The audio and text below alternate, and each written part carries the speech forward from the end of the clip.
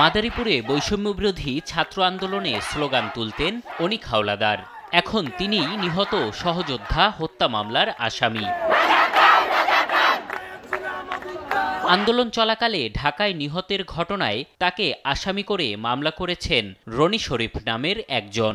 অথচ ঘটনার সময় তিনি জীবন বাজি রেখে যুদ্ধ করছিলেন স্বৈরাচারের বিরুদ্ধে।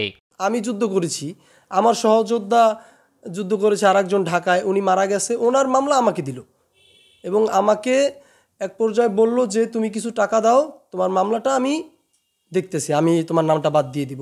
এমন মিথ্যা মামলা আর রমরমা বাণিজ্য চলছে মাদারীপুর জুড়ে। আন্দোলনে স্বজনহারা পরিবারগুলো মামলা না করলেও বিভিন্ন মহল মামলা করে ফাঁসিয়ে দিচ্ছে নিরীহ মানুষদের।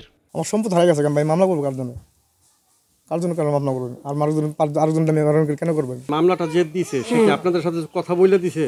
না, সে আমাদের সাথে কোনো মামলার বিষয়ে কোনো কেউ কথা বলেনি। আমার ভাইয়ের হয়ে একজনে মামলা দিছে, তো আমরা কিন্তু তাকে চিনিও না, জানিও না। তাদের রাজনীতি নিয়ে দ্বন্দ্ব, তারা তাদেরটা দিয়ে দিবে, কিন্তু একটা শহীদ ফ্যামিলির তো হয়রানি করার কোনো প্রয়োজন নাই।